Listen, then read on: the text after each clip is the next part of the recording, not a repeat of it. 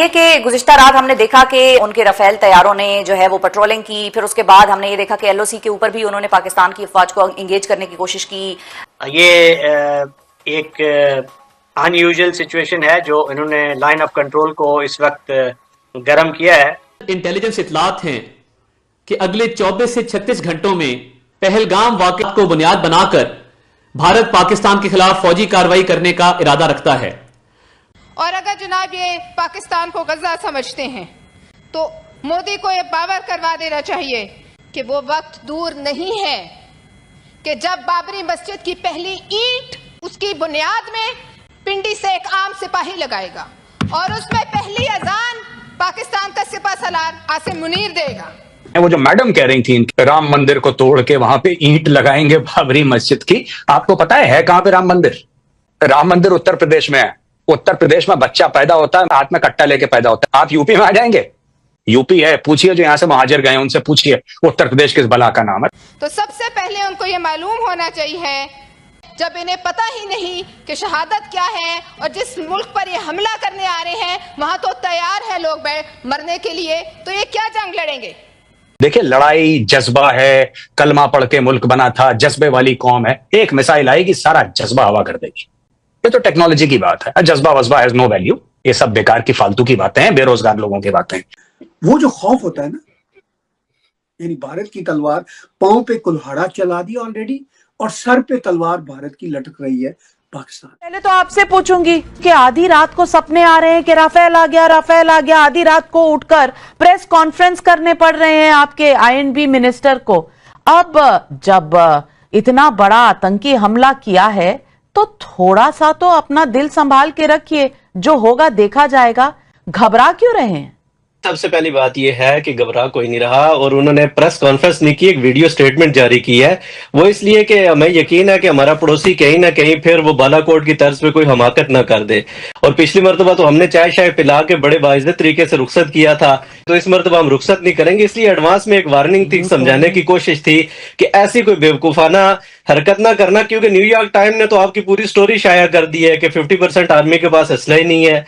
ये जस्ट एक उनकी तरफ से एक चेतावनी थी और आपको एक बात बताना चाह रहे थे कि फिर आप कोई हमाकत ना कर दें। बाकी टेंशन परेशानी कोई भी नहीं है। सुबह का तो इंतजार कर लेते, टाइम जोन तो देख लेते कि किसको चेतावनी दे रहे हैं। हमें बता रहे हैं, हमारे देश में तो सब सो रहे थे, तो ये किसको बताया जा रहा था? गौरव आर्या जी, आज शायद अब्बासी साहब को थोड़ा सा आपको एक्सप्लेन करना पड़ेगा। अब्बासी साहब से ये पूछ लीजिए कि जिस न्यूयॉर्क टाइम्स के आर्टिकल का हवाला दे रहे हैं उसकी हेडलाइन क्या है। अब्बासी साहब जवाब दीजिए।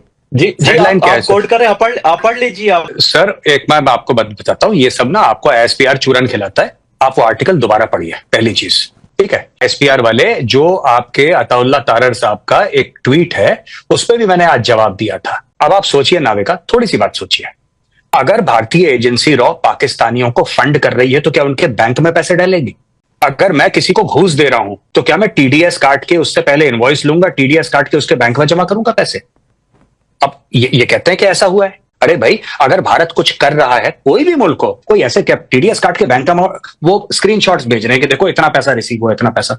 तो ये सब देखिए, चाय वाय पिलाई साहब, ये सब बातें आप मत करिए कि चाय पिलाई। हमने आपके 93,000 फौजियों को 3 साल बैठ के खाना खिलाया, आपके जर्नल को Johnny walker black label whisky पिलाई, पाकीज़ा फिल्म दिखाई साहब, मीना कुमारी की, छोटी बात है। हमारी मेहमान नवाजी की भी आप दाद दीजिए ना कि 3 साल हम बैठ के खाना खिला सकते हैं 93,000 लोगों को, जिसमें आपके 5 मेजर जनरल थे, 1 लेफ्टिनेंट जनरल था, पता नहीं 23-25 ब्रिगेडियर थे, 100 से ऊपर कर्नल थे, कितने सिपाही थे। 3 साल बैठ के खाना खिलाया साहब, दिन में 2 बार चाय, 3 बार रोटी।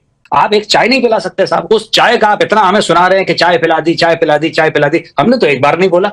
खैर, बड़े और छोटे मुल्कों में यही फर्क होता है। अब मैं जो नाविका ने सवाल पूछा, मैं उसका जवाब देना चाहता हूं। देखिए साहब, ऐसी बात है, यह कहना कि रात के 2 बजे उन्होंने स्टेटमेंट दिया, पहली बात, यह बड़ी अजीब सी बात है।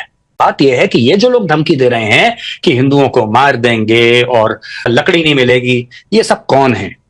ये पॉलिटिशियंस हैं इनके, ये इनके सियासतदान हैं। इनका फौजी सरबरा कहां पे है?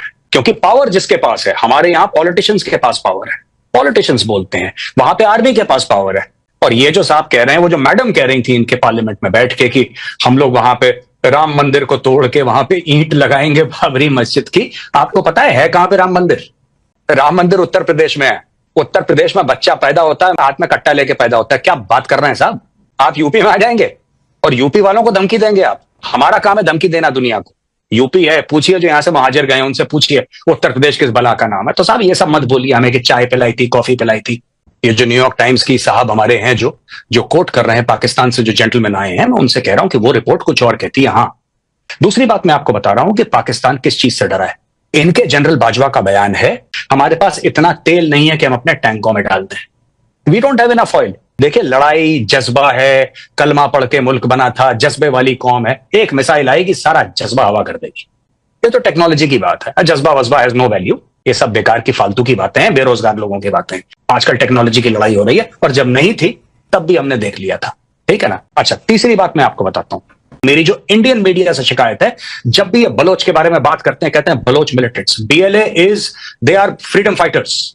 वो कोई टेररिस्ट नहीं है, वो फ्रीडम फाइटर है। वो अपने देश के लिए लड़ रहे हैं, वो अपनी आजादी के लिए लड़ रहे हैं। ऐसा थोड़ा ना हो सकता है कि आप जो आपके खिलाफ हथियार उठाए आप उसको बोलें टेररिस्ट है। नहीं, वो अपने मुल्क के लिए लड़ रहा है। 10,000 साल पुराना मेहरानगढ़ सिविलाइजेशन है। बलोच कौम 10,000 साल पुरानी है। बिल्कुल। ये पाकिस्तान कल पैदा हुआ है। ये कि गुज़िश्ता रात हमने देखा कि मकबूजा कश्मीर के इलाके में उनके रफेल तैयारों ने जो है वो पेट्रोलिंग की। फिर उसके बाद हमने ये देखा कि LOC के ऊपर भी उन्होंने पाकिस्तान की अफवाज को इंगेज करने की कोशिश की, फायरिंग का तबादला हुआ। तो ये चीज क्या एक आम वॉर टैक्टिक है? रूटीन में इस किस्म का मामला हम देखते हैं, या ये एक सरप्राइज था और ये रूटीन का मामला नहीं है? जी बिल्कुल सही है। ये आमतौर पे ये एक्सपेक्ट नहीं करते। ये एक अनयूजुअल सिचुएशन है जो इन्होंने लाइन ऑफ कंट्रोल को इस वक्त गर्म किया है, और वो शुरू हुए हैं रिकॉनेसेंस और उसके बाद सर्वेलेंस ड्रोन्स, क्वाडकॉप्टर, और वो ये इस वक्त उन्होंने जहाज जो अपने वहाँ फ्लाई किए हैं अपनी एयर स्पेस में, ये एक किस्म का उनका प्रोबिंग अटैक था। वो फील कर रहे हैं आपकी जो रिस्पॉन्स और अलर्ट स्टेटस। यानी कि ब्रिगेडियर साहब उन्होंने पूरा एक पाथवे फॉलो किया है और एक तरह से ये वॉर टैक्टिक्स ही अप्लाई करने की कोशिश कर रहे हैं वो। जी हाँ, बिल्कुल। ये एक किस्म का प्रोबिंग अटैक है। वो प्रोब करते हैं जहां उनको मिलती है या कोई ब्लैक स्पॉट मिलता है, दे एक्सप्लॉइट। और साथ साथ जो उनका जो ग्राउंड फोर्सेस हैं उसकी तरफ से जो स्मॉल आर्म्स फायर है, आर्टिलरी ड्यूएल है, वो भी शुरू हुआ है।